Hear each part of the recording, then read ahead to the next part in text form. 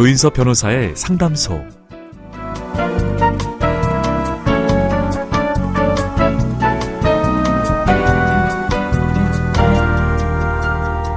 비행기는 이륙할 때 활주로를 달리며 전체 연료의 절반 이상을 사용합니다.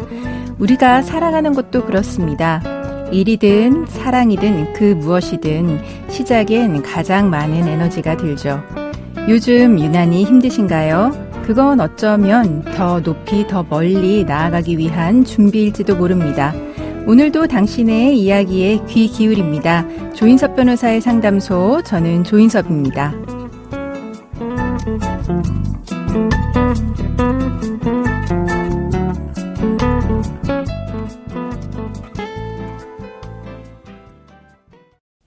당신을 위한 로하우스 조담소 우진서 변호사와 함께합니다. 안녕하세요. 안녕하세요. 법무법인 신세계로의 우진서 변호사입니다. 오늘의 고민 사연은 어떤 내용일까요? 저는 아들이 태어난 지 5개월 정도 됐을 때 이혼했습니다.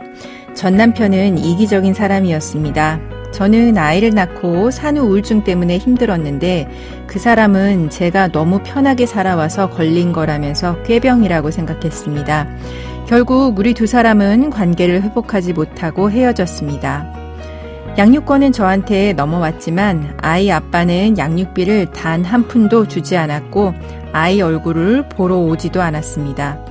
이혼한 지 반년도 안 돼서 다른 여자와 재혼했다고 하더라고요. 언젠가부터는 아이 아빠와 아이의 친할머니와의 연락도 끊겼습니다. 그렇게 3년 동안 저 혼자 아이를 키우다가 제 사정을 모두 이해해주는 남자를 만났고 재혼을 했습니다. 아이는 그 남자를 자기 친아빠로 알고 있습니다. 지난 3년간 현재의 남편과는 각자 직장 문제로 떨어져 살다가 최근에서야 함께 살게 됐는데 아들이 너무 행복해 하더라고요. 그러던 중에 저는 둘째를 임신했는데 문득 고민거리가 생겼습니다. 아들이 내년에 초등학교 입학을 하게 된다는 겁니다. 남편이 말하더라고요. 나는 박씨이고 첫째는 이씨인데 둘째가 태어나면 박씨성이 될 거잖아. 아들이 왜 서로 성씨가 다른지 물어보면 어떻게 하지? 그리고 초등학교 입학하면 아빠와 아이 성씨가 다르다고 말이 나와서 학교 생활이 힘들어지지 않을까? 순간 머릿속이 하얘졌습니다.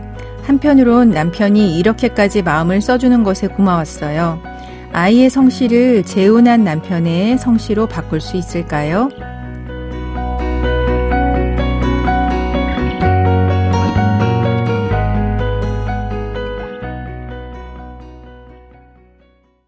조인섭 변호사의 상담소, 아들의 성씨를 재혼한 남편의 성으로 바꾸고 싶다는 분의 사연이었습니다.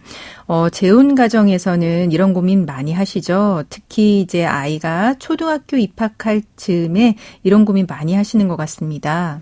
네, 아이가 사회생활을 이제 시작하게 되는 곳이 무렵인 것 같은데요. 네. 좀 아이를 생각하는 부모님들의 마음에서 발생하는 현상들 같습니다. 네. 요즘 또 재혼 가정이 많이 늘어나고 있잖아요. 그런데 아이들 입장에서는 이해하기 어려운 경우가 이제 많은 것 같은데요.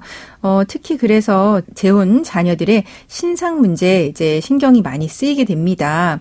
이런 상황에서 사연자분의 아들 성을 현재 남편의 성으로 변경 가능할까요? 네, 우리 민법 781조에서는 자녀의 복리를 위하여 자녀의 성과 본을 변경할 필요가 있을 때 또는 부모 또는 자녀 본인의 청구에 따라 법원의 허가를 받아 이를 변경할 수 있도록 규정하고 있습니다. 다만 이혼한 지 오래되었다는 이유만으로는 불가능하고요. 자녀의 복리를 위하여 필요한 경우에 해당하는지를 살피게 됩니다. 네, 자녀의 복리를 위해서 필요한 경우라고 하셨는데 굉장히 추상적인 규정인 것 같습니다. 이제 실제로는 어떤 경우가 자녀의 복리를 위해서 필요한 경우라고 이제 해석이 될까요?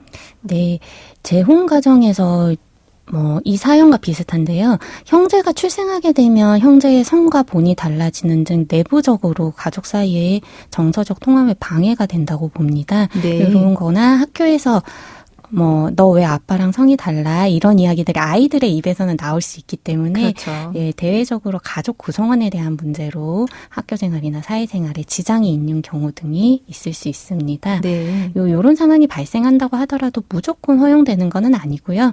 자녀와 양육자의 의사를 많이 고려합니다. 특히 자녀가 만 13세 이상의 경우에는 자녀에게도 성과 본을 변경을 원하는지를 물어보게 됩니다. 네. 그 외에도 친부와 기존 가족관계에 단절이 되어 있는지 아니면 부양의 중단으로 인한 불이익 등과 이익 형량을 통해서 허가 여부를 판단하게 됩니다. 네, 그럼 이제 법원은 자녀의 성과 본 변경이 자녀에게 이익이 되는지를 판단할 때 이제 가족 내의 어려움뿐만 아니라 학교 등 외부에서 겪는 이제 어려움도 고려한다는 건데요. 그 과정에서 양육자뿐만 아니라 친부나 아니면 그 주변 사람들의 의견도 함께 듣는 걸까요? 네, 위에서 설명을 드린 바와 같이 그 기존 가족 관계에 단절이 되어 있는 아니면 부양의 중단으로 인한 이 불이익과 이익 형량을 위해서 부모뿐만 아니라 형제 자매, 배우자, 친척 등 최대한 다양한 주변인들의 이야기를 진술서로 제출하는 것을 요청할 때가 많습니다. 네. 보통 친부에게는 동의서를 제출하도록 요청하는데 한 번은 친부가 사망했을 때 아이의 친조부에게 법원이 의견서 제출을 요청한 경우도 있었습니다.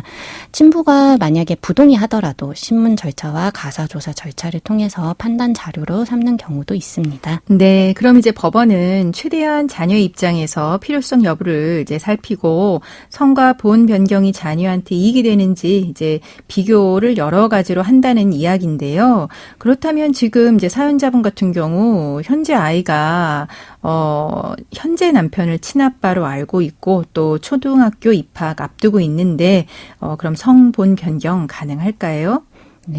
네, 이혼 이후부터 6년 동안 친부가 연락이 되지 않고 양육비도 지급하지 않고 계시다고 하셨는데요. 네. 이 부분과 현재의 남편분과 아이 사이의 유대관계가 잘 형성되어 있는 사정, 그리고 학교에 가게 되었을 때 아이가 겪을 고통 등에 대한 염려 등을 잘 설명하셔서 성본 변경을 청구한다면 이 사건의 경우 받아들여질 가능성이 높아 보입니다. 네, 그렇군요. 근데 이제 한 가지 성과 본이 변경이 되면 친부로부터 양육비는 못 받게 되는 걸까요? 아닙니다. 민법 제908조 2에 따라서 현 남편이 아이를 친양자로 입양하는 경우에는 그때에도 현 남편의 성과 본으로 바꿀 수가 있는데요. 그때는 이제 기존 관계, 친부와의 관계가 단절이 되는 것에 반해서 민법 781조 6항에 따라서 자녀의 성과 본이 변경되는 경우에는 여전히 친부가 가족관계 등록부에 기재가 되기 때문에 친권, 상속에는 영향이 없고 친부의 양육비 의무, 지급 의무 또한 소멸되지 않습니다. 네, 그러니까 그냥 단순히 성과 본이 변경되는 것만 가지고는 친부의 양육비 지급 의무가 이제 없어지는 거는 아니지만 만약에 친양자라고 하는 걸로 입양이 되면 양육비는 이제 지급 의무가 없어진다라고 하는 내용이네요. 그럼 지금까지 상담 내용을 정리해 보자면 자녀의 성을 바꾸는 일은 아이의 복리를 위해서 필요하다고 법원에서 인정하고 허락해 줄 때 가능합니다. 법원은 자녀가 형제들과 성이 달라서 가족 간에 어려움이 생기거나 학교에서 문제가 될 수 있는 상황 등 여러 가지를 고려하게 되는데요. 또 아이 본인과 부모님의 생각 그리고 친부와의 관계도 신중히 따져보고 모든 것을 종합적으로 고려한 뒤에 성본 변경 결정 여부 해드리게 됩니다. 지금 사연자 같은 경우는 친부가 6년간 연락이 없고 양육비도 안 주는 상황에서 지금 자녀가 새아빠와 유대감이 깊고 곧 학교에 들어갈 나이라는 이제 거를 잘 설명하면 성본 변경 가능할 것 같다라고 설명해 주셨습니다.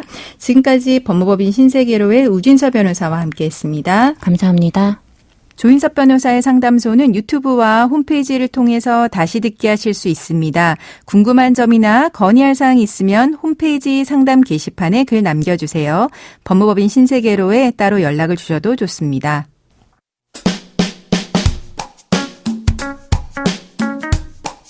알아두면 쓸데있는 법률 이야기 알쓸법 시간입니다. 일본의 쌀 소동이 멈추질 않고 있습니다. 쌀값이 오르다 보니 도난 사건도 늘고 있다는데요.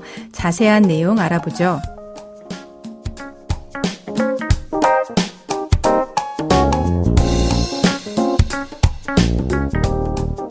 요미우리 신문 보도에 따르면 도쿄도와 수도권 중심으로 쌀 도둑이 극성을 부리고 있답니다. 올해 들어서만 도쿄 북쪽에 있는 이바라키현에서 쌀 도난 사건이 무려 14건이나 접수됐다고 하는데요. 쌀 무게로만 따지면 4.5톤에 달하는 것으로 알려졌습니다. 경찰은 이 사람들이 주택가, 창고 같은 데서 쌀을 훔쳐서 되팔려는 의도로 범행했을 가능성에 무게를 두고 수사 중입니다. 그리고 바로 옆 지바현에서도 도난 사건이 있었다고 합니다. 일반 가정집의 창고에 보관 중이던 쌀 160kg이 하룻밤 사이에 사라졌다고 합니다. 뿐만 아니라 지바현 북동부 아사히시에서도 4건이나 도난 신고가 있었고 도난 당한 쌀 양은 1톤 정도 된다고 합니다. 그런데 일본에서 쌀 관련 소동이 일어난 게 이번이 처음은 아닙니다. 1918년 1차 세계대전으로 쌀값이 급등한 적이 있었고 지난 1993년에도 쌀 품귀 현상이 일어났습니다. 그럼 이번에 쌀 품귀 현상이 심해진 원인은 뭘까요? 일각에서는 더위로 인한 작황이나 해외 관광객 수요를 언급하기도 하지만 정확한 쌀 부족 원인은 아직 규명되지 않은 상태입니다.